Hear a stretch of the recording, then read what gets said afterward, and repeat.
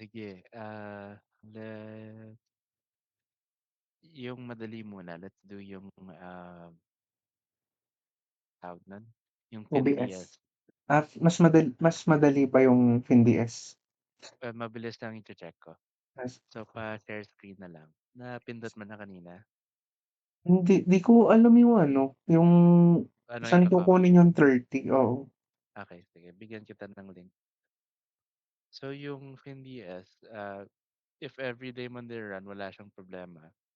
But yung, excuse me, yung requirement niya is na kailangan sa C drive mo nandiyan yung previous day report.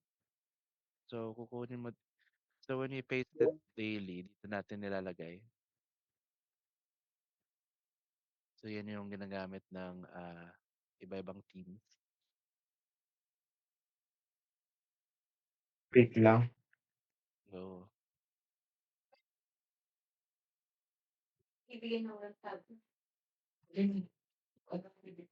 Wait lang. Tanungin mo lang sila niyo. Hello, hello. Sorry, sorry. hi. Yeah. Ayan.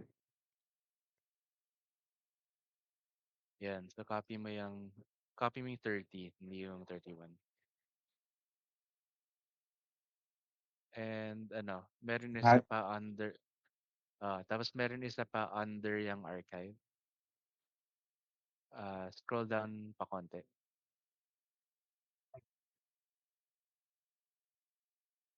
Yan. So normally, yung sa timing ng things, usually may isa pa na nasa-save bago yung archive na yan. Bago yung zip file. Okay, so copy. Tapos oo. paste mo lang dyan 9 sa, sila lagi. oo. So copy mo yan. Dito Tapos ba sa sa test? sandbox. Hindi. Sa labas ka dyan sa FinDS. Data, extract. FinDS data, yung pangalawa. Extract. Then, dyan may paste. Yung mga luma, pwede mo i-delete if naubusan ka na ng space. Sige, sige. Yan. Yung basta yung So, previous day lang yung need na. ah, tapos, yan, pwede ka na mag-run ng main.exe. Close ko lang yun.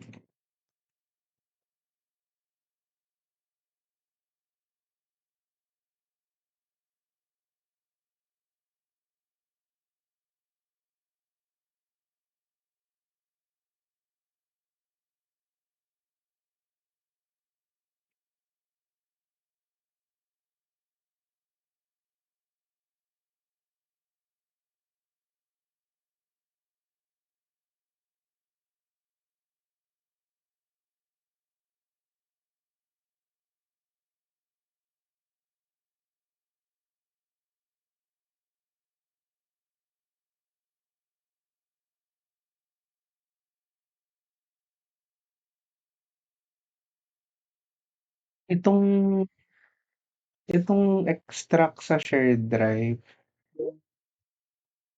ay, ano nga 'to? Click lang get FDS data. Okay, okay na yan. Then, click the yep, run process. Tapos, magra-run yan, magka-copy lang siya ng ano, ng mga 9 files siguro. Wag mo muna i-click. So, normal naman yan. Mag-hang yan for a bit. Babalik yan pag tapos na siya. So, balikan natin later. We can go do the other thing first.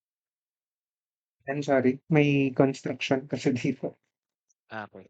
Ah, iwan mo muna yan. Magka-copy muna siya ng files bago mo pwede i-click yung Ah, run process. sige, sige. Tapos Okay. yung So, let's do yung DTFX files muna. So, the other item, can you open yung Access Client Solutions program mo? So, sa start, search mo ACS. Yung ah, pangalawa, Access Client Solution. Yeah. Yun, install. May local install pala. Click OK. Eh,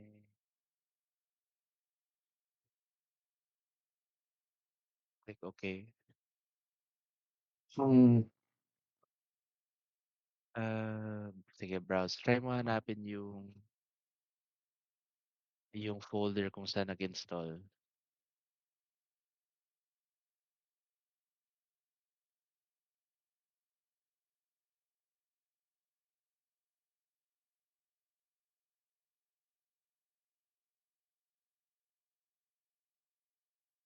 Yung sa shortcut sa start menu, try to see if you can open file location.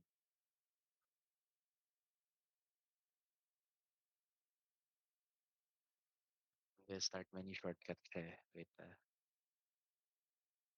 Um,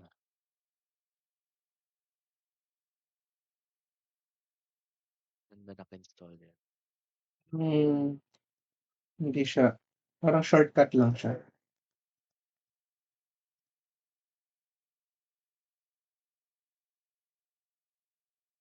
gano'n. Let me check if I can find it in my end. Right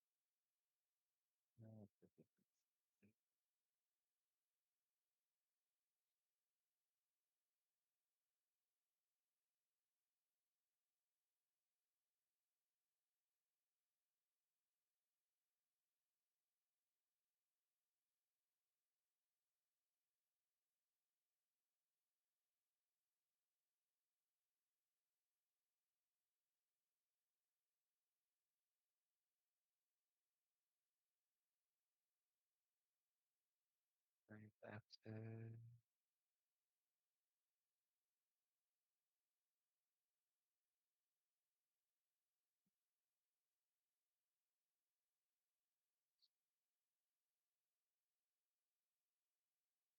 Anong file hinahanap niya?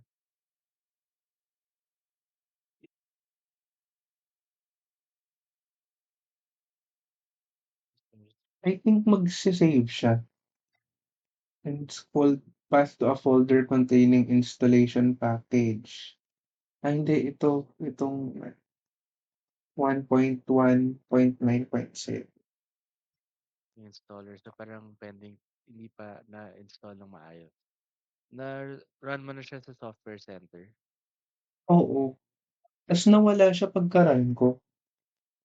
Nawala siya sa Uh, nandun siya sa installed pero wala siya ayan, pero uninstall wala siya daw dito sa muna. application. Oh.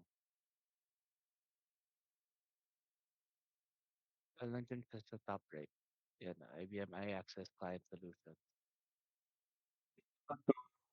Yung mga nauna kasi yung 'di ba may release tayong pangalawa, yun yung wala. Pero ito yung mga initially request natin ay nandito naman sila. Okay. Paano ba Sige, malalaman? installer naman. Hindi ako sure eh.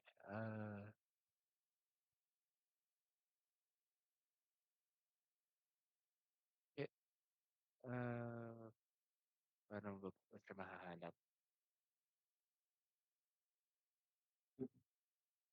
Sige, Ano ba 'to? click cancel muna. I need you to open one of kung ano man na-install mo. So click cancel.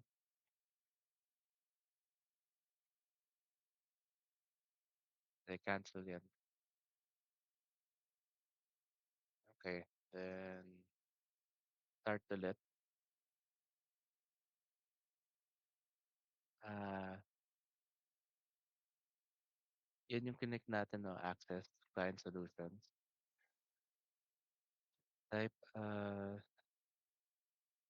Type, type mo IBM.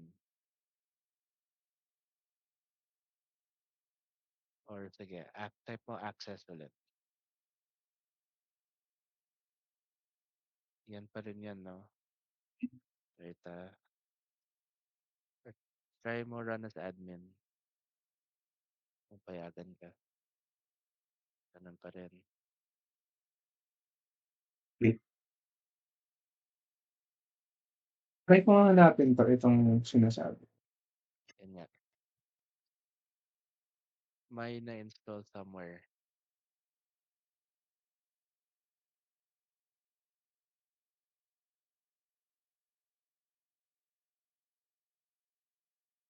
Parang nawawala yung 1 hour.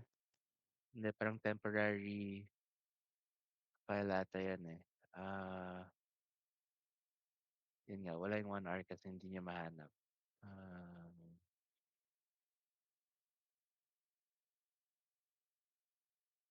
sa software center ba makikita mo kung saan nag-install?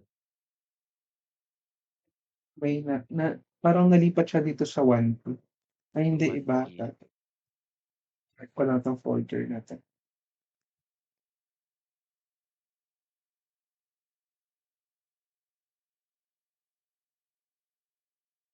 One Ano ba yung hinahanap? though iba siya, iba yung file name. IBM Access Client, IBM Access Applications.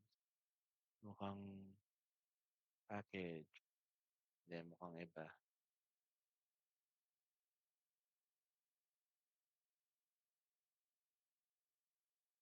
Sige, can you try reinstalling na lang yung IBM I? Parang hindi nag-install ng maayos. Yung dalawang ano 'no, Anong version mas updated? parehas sila. Hindi ko alam bakit dalawa, ayan, 1033 1118. Hmm. Ayan, 1118 din 'to. Not sure ba't dalawa yung lumitaw. Sige, Same na reinstall one same. of those. Sige.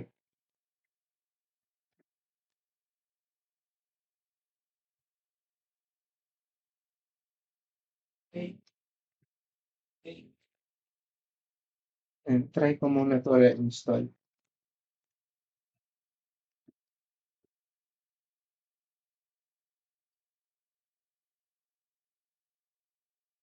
Pero itong yung isa ata na puwede ko na ba 'tong i-click yung FinDS? Ay, tingin. Ay, hindi. Ay, So, running pa rin. bale, yung Matagal pala unang siya. four, matagal yan.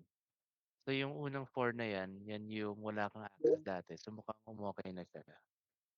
Tapos, yung next five, sa ibang directory naman, yung kinakopy niya. So, you'll know na pwede mo i-click kasi magkakaroon ng message log sa item 4 pag tapos na yung unang part na get FPS data. So, yun muna. Sige.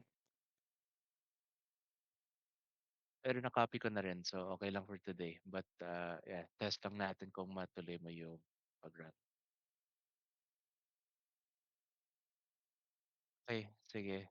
Let me know pag nag-reinstall na yun at mahanap mo yung Access Client Solutions yung hinahanap ko. So, let me share my screen na lang to show you what I'm looking for. Sige.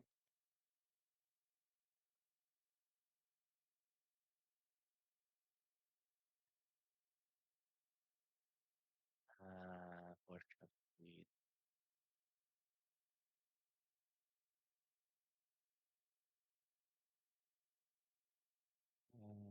Okay. I-double check lang kung dito yung dito hindi kasi siya to eh. But when I run this app, the client solutions,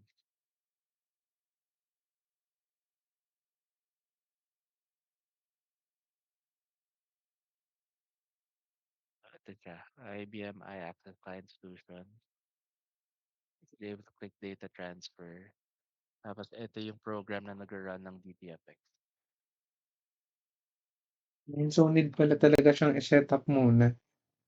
Oo. Okay, sige, let me know kung may gumalaw yung setup. Okay, Sige, thank you. sige. Bye-bye. Thank you. Bye-bye.